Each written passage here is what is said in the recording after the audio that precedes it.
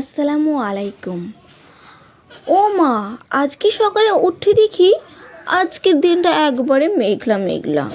তাই চা খেয়ে রেডি হয়ে গেলাম খিচুড়ি বানানোর জন্য। তোমরা তো জানোই মেঘলা মানেই খিচুড়ি। প্রথমেই দিয়ে দিলাম 2 কৌটো চাল, তারপরে হাফ কৌটো ডাল। এগুলোকে ভালোভাবে জল দিয়ে ধুয়ে নিয়ে প্রথমেই দিয়ে দিলাম আলু, তারপর দিয়ে দিলাম টমেটো। এগুলো আগে থেকে আমি কেটে রেখেছিলাম। তারপর দিলাম মটর, বিনস, চেরা শুকনো লঙ্কা, তারপরে দিয়ে দিলাম সয়াবিন। বাকি ছিল রসুনটা। ভাবলাম রসুনটা দেব একটু থেতলিয়ে।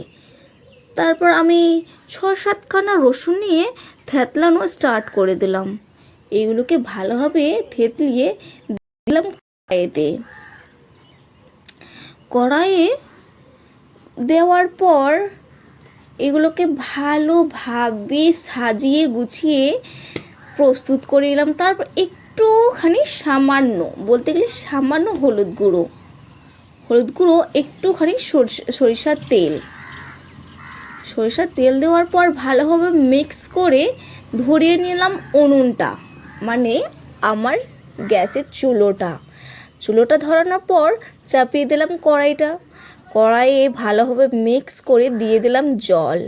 তারপরে কিছুক্ষণের জন্য ঢেকে দেওয়ার পর দেখছি একদম উতলিয়ে এসেছে। উতলানোর পর আবার ঢেকে দিলাম।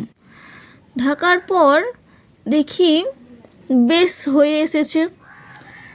দেখলাম একদম মাখো খাবার জন্য প্রস্তুত হয়ে গেছে।